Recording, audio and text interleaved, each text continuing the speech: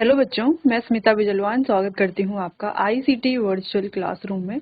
आशा करती हूँ आप सभी स्वस्थ होंगे और अच्छे से अपनी पढ़ाई कर रहे होंगे। बच्चों, आज हम पढ़ने जा रहे हैं क्लास 10th की साइंस। और क्लास 10th साइंस में हमारा चैप्टर चल रहा था मेटल्स एंड नॉन मेटल्स, जहाँ पर हम मेटल्स और नॉन मेटल्स की प्रॉपर्टीज को डिस्कस कर रहे थे। लास्ट लेक्चर में हमने प्रॉपर्टीज के बारे में बात की, उसे एक बार रिवाइज करके आगे चैप्टर को कंटिन्यू करते हैं। तो यहाँ पर हमने मेटल्स और नॉन मेटल्स की कुछ प्रॉपर्टीज, कुछ एक्सेप्शनल केसेस देखे थे, उन्हें रिवाइज कर लेते हैं। जैसे हमने सबसे पहले बात की कि अच्छा, कंपेयर करके पढ़ेंगे। हाँ, अभी तो हमने सबसे पहले बात की कि मेटल्स लस्टरस होते हैं, चमकदार होते हैं, शाइनी होते हैं। लेकिन नॉन मेटल जो है वो लस्टरस नहीं होते हैं। केवल एक ऐसा नॉन मेटल है जो कि है आयोडीन, वो लस्टरस होता है, एक एक्सेप्शनल केस है।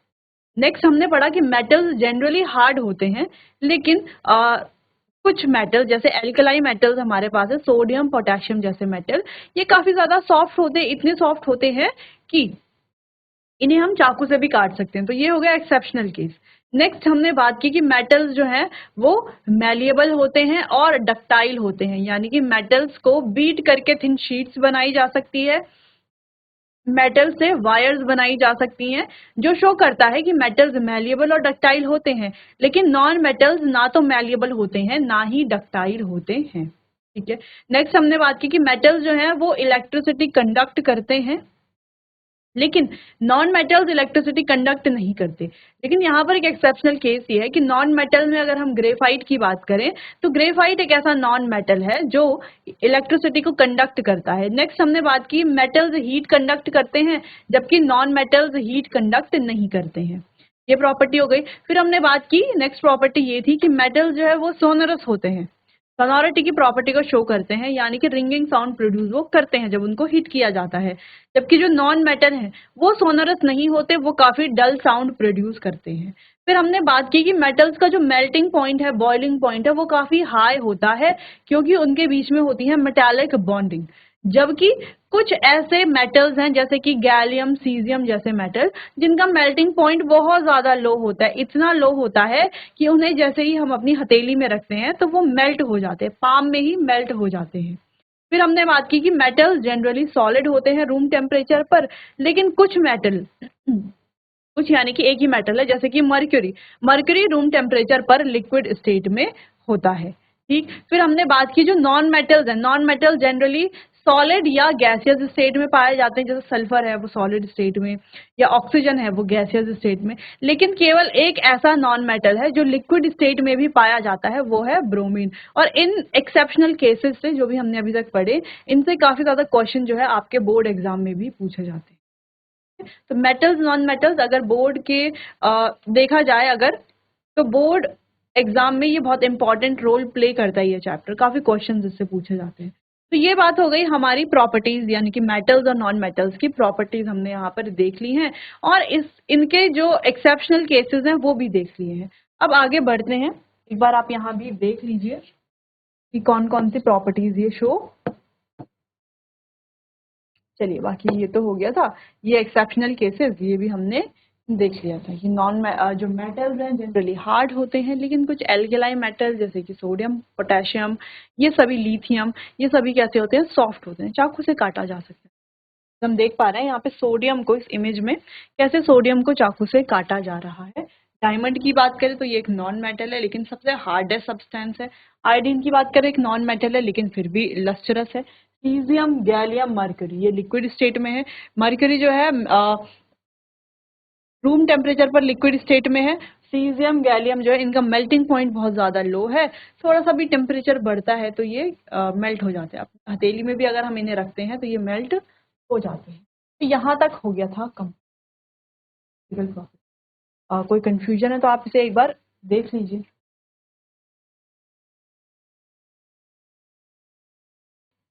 Element can be more clearly classified based on their chemical properties.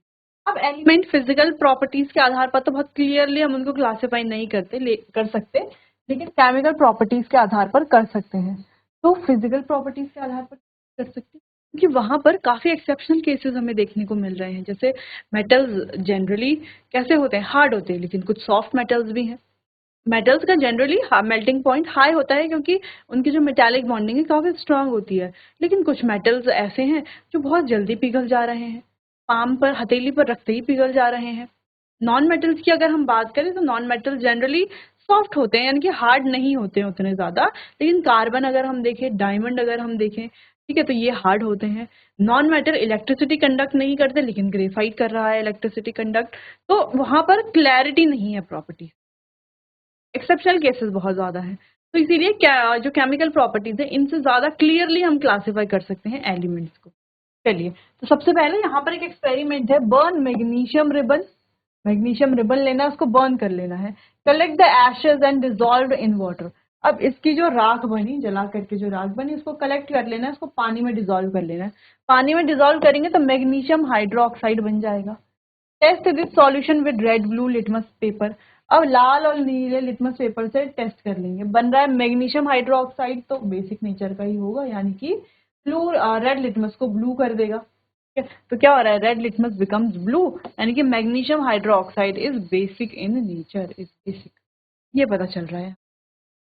यानी कि नॉन मेटल्स जो है, सॉरी, मेटल्स जो है, जब हमने मेटल के जो हाइड्रोक्साइड्स देखे, जब हम मेटल्स की बात कर रहे हैं, तो मेटल्स को जब हम पानी में डिसॉल्व कर रहे हैं तो जो भी बन रहा है, हम क्या कह रहे हैं कि मेटल्स क्या शो कर रहे हैं, बेसिक नेचर को शो कर, ऐसा हम कह सकते हैं। खैर आगे हम और डिटेल में डिस्कस करेंगे। तो सिंपली हमने क्या किया, एक मैग्नीशियम रिबन लिया।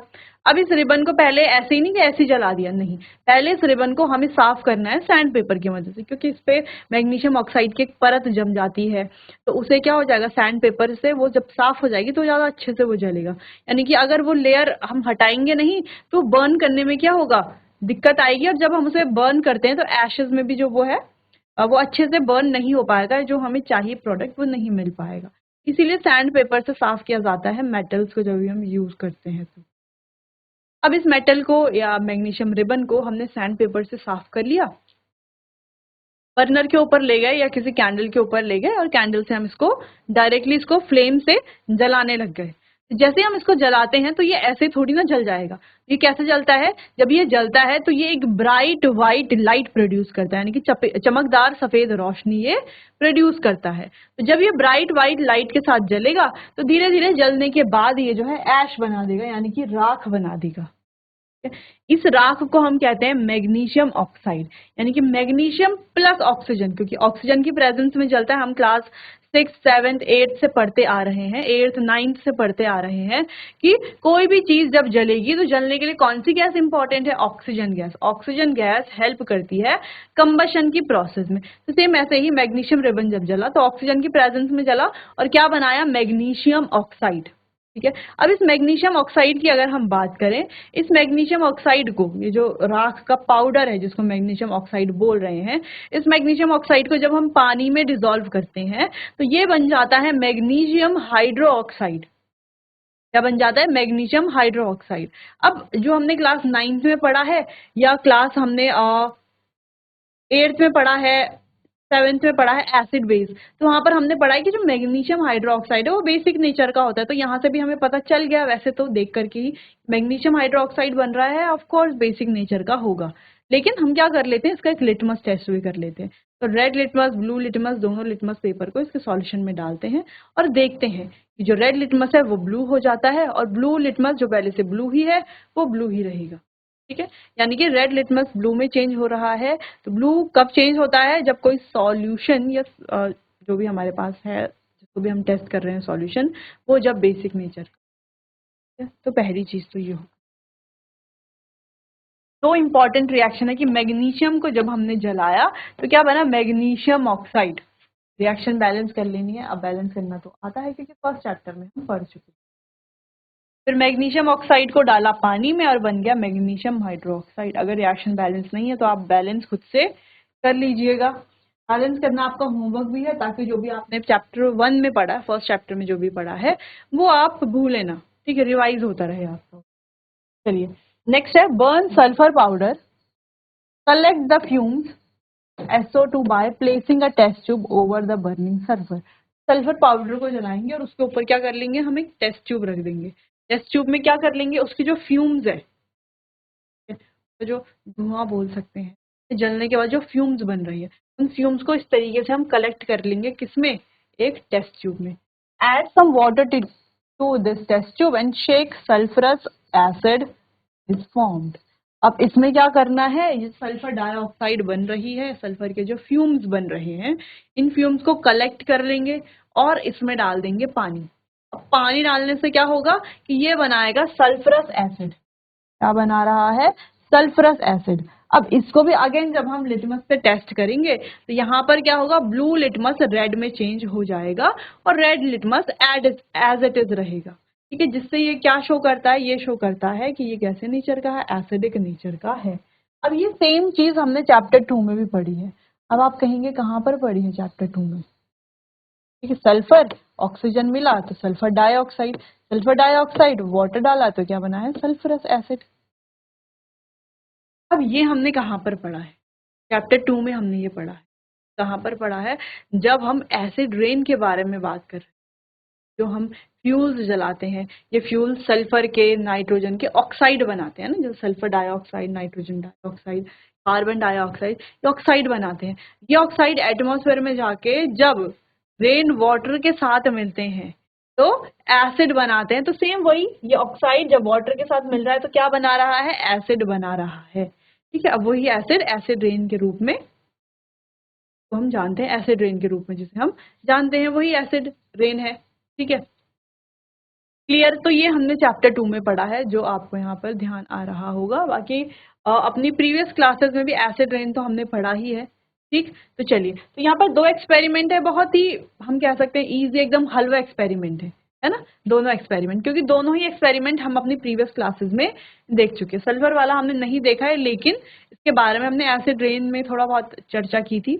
बाकी ये जो मैग्नीशियम वाला एक्सपेरिमेंट है, इसको तो हमने क्लास 8th में भी पढ़ा है। ठीक है, ये एक्सपेरिमेंट हमने पहले भी पढ़ा हुआ है। चलिए, इंपॉर्टेंट लाइन क्या है कि जो नॉन मेटल है, एक्सपेरिमेंट इंपॉर्टेंट तो है ही, एक्सपेरिमेंट से क्या प्रोडक्ट बन रहा है वो ठीक है, एसिड बन रहा है, एक बेसिक नेचर का, एक एसिडिक नेचर का है, ठीक है। लेकिन इसका एंड कंक्लूजन ये है कि जो नॉन मेटल है वो एसिडिक ऑक्साइड बनाते हैं। नॉन मेटल एसिडिक ऑक्साइड बनाते हैं जब इन्हें पानी में डिसॉल्व किया जाता है, और जो मेटल हैं ये बेसिक ऑक्साइड बनाते हैं जब इन्हें पानी में डिसॉल्व किया जाता है। तो जो सल्फर एक नॉन मेटल है और मैग्नीशियम तो हमारा मेटल है, तो मेटल्स जो हैं वो क्या करते हैं, बेसिक ऑक्साइड बनाते हैं जब पानी में डिसॉल्व किया जाता है, और नॉन मेटल जैसे कि सल्फर है, ये क्या बनाते हैं, एसिडिक ऑक्साइड बनाते हैं जब पानी में डिसॉल्व किया जाता है। तो ये इंपॉर्टेंट पॉइंट है। ठीक है, बाकी एक्सपेरिमेंट आप देख लीजिए, एक्सपेरिमेंट जो है पहले भी किए हुए हैं, तो इसमें आपको कंफ्यूजन कोई नहीं होगी। रिएक्शन आपको इनकी जरूर नोट कर लेनी है, रिएक्शन बहुत ज्यादा इंपॉर्टेंट है। कोई कंफ्यूजन है तो आप पूछ सकते हैं, नोट कीजिए इतना।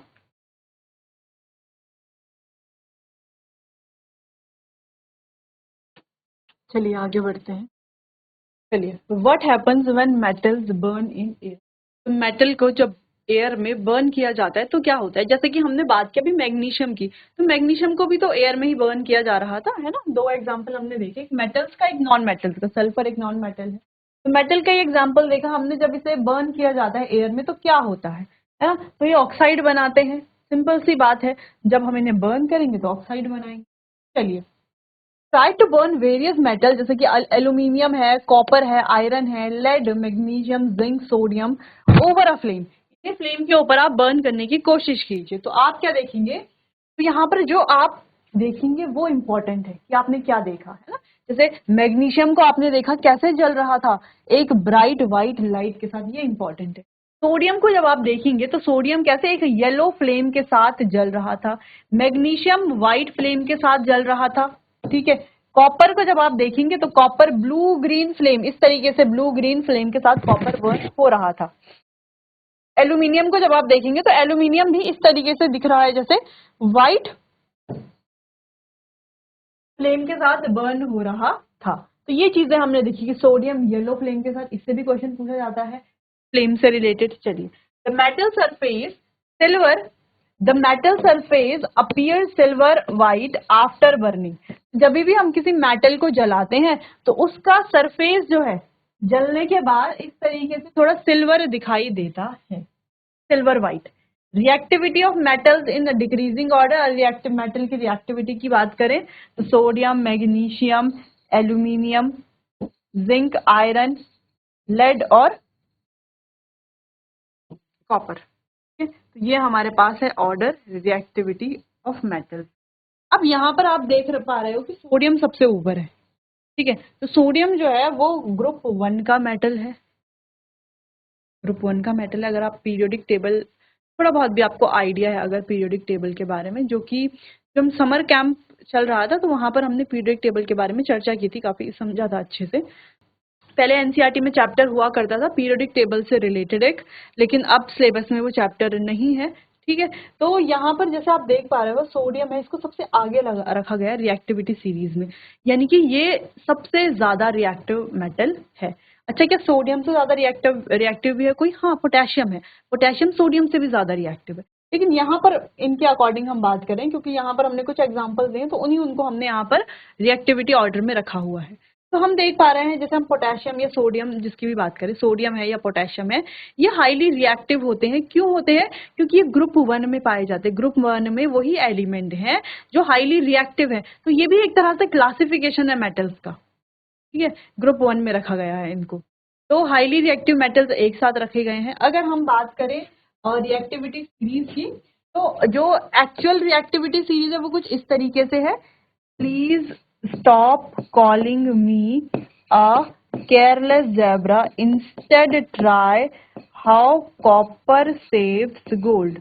ये P से हो गया पोटेशियम, S से हो गया सोडियम, ठीक है। फिर कैल्शियम, फिर हो गया मैग्नीशियम, फिर एल्यूमिनियम, फिर आ गया कार्बन, फिर जिंक, फिर आयरन, फिर टिन, फिर आ गया हाइड्रोजन। यहाँ पे शायद कैल्शियम, यहाँ पे कॉपर, सॉरी कॉपर, यहाँ पे है सिल्वर और यहाँ पर है गोल्ड। इस तरीके से ये हमारे पास है real reactivity series. Real reactivity series का मतलब ये है कि मतलब यहाँ पे सारे मेटल्स जो भी हम यूज करेंगे आगे वो सारे आ जाते हैं इस रिएक्टिविटी। सर आगे इसको देखने वाले हैं, हम डिटेल में डिस्कस करेंगे, याद भी करेंगे इसको ट्रिक से, जो कि अभी हमने ट्रिक देखी उससे भी हम इसे याद करेंगे सारे मेटल्स को। ये काम कहाँ पर आएगा? देखो चैप्टर 1 में रिएक्टिविटी सीरीज हमने पढ़ी थी तो आपको याद होनी चाहिए, क्योंकि वहां पर जब हम डिस्प्लेसमेंट, डबल डिस्प्लेसमेंट रिएक्शन देखते हैं, कैसे जो ज्यादा रिएक्टिव मेटल है कैसे वो कम रिएक्टिव मेटल वाले को डिस्प्लेस कर लेते हैं, है ना, डिस्प्लेस कर लेते हैं। तो डिस्प्लेसमेंट होता है, डबल डिस्प्लेसमेंट कैसे होता है, ये हमने पढ़ा था। तो उसके लिए रिएक्टिविटी सीरीज हमें पता होनी चाहिए। चलिए अगला है, of the products metal oxide, sodium oxide is soluble in water, other metal oxide are insoluble, ठीक है। इन प्रोडक्ट्स की अगर हम बात करें, इनके मेटल के ऑक्साइड की अगर हम बात करें, तो सोडियम एक ऐसा है कि सोडियम की जो ऑक्साइड है वो वाटर में सॉल्युबल है, बाकी किसी की ऑक्साइड वाटर में सॉल्युबल नहीं है। Other metal oxide are insoluble, और जो अदर मेटल्स हैं उनकी ऑक्साइड कैसी है? इनसॉल्युबल है। क्लियर है? चलो, तो ध्यान रखना है, सोडियम बर्न करता है येलो फ्लेम के साथ, मैग्नीशियम व्हाइट फ्लेम के साथ, कॉपर बर्न करता है ब्लू ग्रीन सी फ्लेम के साथ, एल्यूमिनियम बर्न करता है व्हाइट फ्लेम के साथ। बर्न करने के बाद इनके सरफेस पर एक सिल्वर व्हाइट कलर की एक कोटिंग आ जाती है, या मेटल सरफेस पर सिल्वर व्हाइट कलर आ जाता है, सिल्वर व्हाइट सा वो दिखने लगता है। फिर हमने यहाँ पर रिएक्टिविटी सीरीज की बात की, इनके डिक्रीजिंग ऑर्डर देखा, metals to oxygen in decreasing order is, ठीक है। तो ऑक्सीजन के साथ रिएक्टिविटी की बात की हमने, इनका डिक्रीजिंग ऑर्डर भी देख लिया। क्लियर है? तो नोट कीजिए इतना।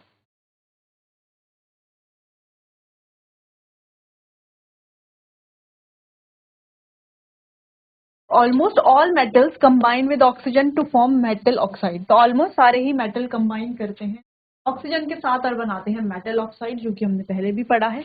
मेटल जब ऑक्सीजन के साथ मिलेगा तो बनाएगा मेटल ऑक्साइड। जैसे यहाँ पर कॉपर को हीट किया जा रहा है एयर में, ये क्या बना रहा है? कॉपर ऑक्साइड बना रहा है। तो यहाँ पर कॉपर 2 ऑक्साइड ये बना रहा है, ये इस तरीके से दिख रहा है। वैसे ही एल्यूमिनियम को हीट किया जा रहा है ऑक्सीजन के साथ, तो एल्यूमिनियम क्या बना रहा है? एल्यूमिनियम ऑक्साइड बना रहा है, Al2O3। ये आपको याद रखना है कि क्या बना रहे हैं, ये बस ऑक्साइड बना रहे हैं। मेटल को जब ऑक्सीजन के साथ बर्न करेंगे तो ये ऑक्साइड बनाएंगे, पहली चीज, तो यहाँ पे 2-3 चीजें हमने पढ़ ली हैं। क्या क्या पढ़ लिया है कि देखो कि जो मेटल्स हैं जब उन्हें हम बर्न करेंगे तो मेटल ऑक्साइड ये बनाएंगे, अलग अलग लाइट के साथ ये जलते हैं, यानी कि जैसे हमने बात की कि सल्फर है वो येलो फ्लेम से जलता है, मैग्नीशियम है तो व्हाइट फ्लेम, एल्यूमिनियम है तो व्हाइट फ्लेम, के अलावा कॉपर है तो ब्लू ग्रीन फ्लेम से जलते हैं। ठीक है, तो ये सब आपको नोट कर लेना है, नोट कर लीजिए फिर आगे बढ़। तो चलिए बच्चों, आज के लिए बस इतना ही, मिलते हैं अपने आने वाले अगले सेशन में। तब तक के लिए आपका बहुत बहुत धन्यवाद।